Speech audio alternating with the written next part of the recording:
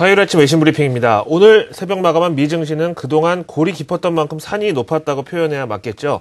사실 지난 미국 대통령 선거에서 오바마 재선에 성공한 이후로 가장 큰 글로벌 증시의 먹구름은 바로 재정절벽 이슈였는데 이게 또 해결될 이 기미가 보인다고 장밋빛 전망이 나오면서 온통 또 긍정적인 쪽으로만 외신과 전문가들이 쏠리고 있습니다.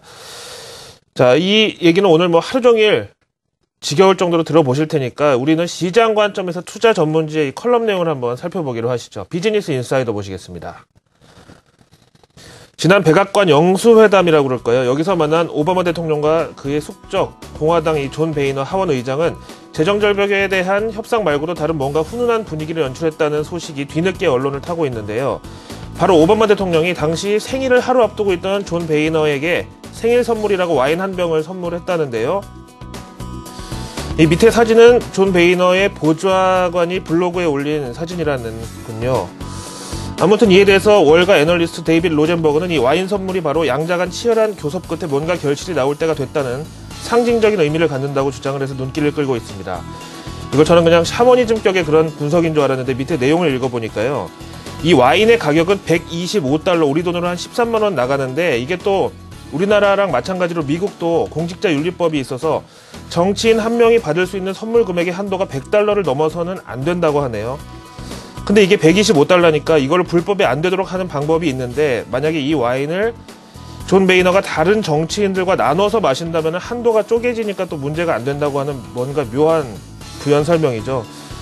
과연 오바마 대통령이 이걸 다 계산을 했을까요? 아무튼 지금 상황은 여론몰이라고 해도 좋고 어찌 됐건 워싱턴을 압박하기에 좋은 상황이고 이렇게 전 세계가 기대를 하고 있는데 결국 그들도 이걸 또 판을 엎어버릴 엄두가 나지 않는다는 차원에서 어느 정도 하방 그리고 안전판의 역할을 한다 이렇게까지 분석을 해도 나쁘지 않겠습니다. 다음 내용 보시죠.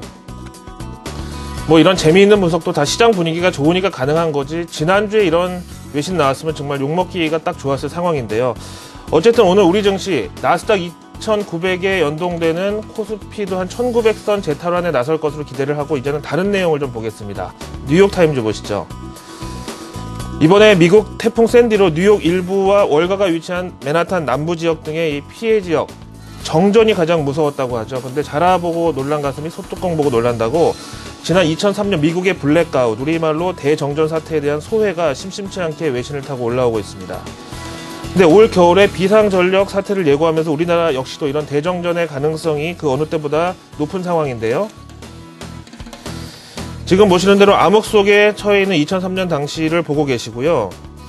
다음 CNN의 이 내용을 보시면은 지금 보시는 대로 당시 이 8월이었는데 사람들이 모두 길거리로 쏟아져 나왔고요. 엘리베이터, 전철 그리고 모든 전자제품과 심지어 상점의 카운터까지도 모두 올스톱되는 바람에 할렘과 일부 지역에서는 막 약탈과 소요 사태가 나고 난리가 났었는데 이게 몇십 년 전의 일이 아니라 바로 2003년도 대정전 때다 이거죠. 근데 우리가 이럴 가능성이 있다는 얘기는 절대 아니고요. 그만큼 메트로폴리탄 즉 문명화된 도시에서 정전이 갖는 파급력이 크다는 말씀을 드리는 건데요. 하다못해 장중에 만약에 이런 일이 일어나면 당장 HTS도 안 되죠. 그리고 TV 안 나오니까 우리 한국경제TV도 못 보죠. 그리고 현재가의 매수나 매도 걸어놓고 기다리던 분들은 가격 변동이 갑자기 커지면서 손실을 입을 우려까지도 또 처해지는 상황인데요. 여기에 대한 대안이 과연 무엇일까요? 로이터의 컬럼 내용 보시죠. 이런 대정전 공포가 비단 우리나라의 이 경우는 아니고요. 어디든 다 가능성은 있겠죠.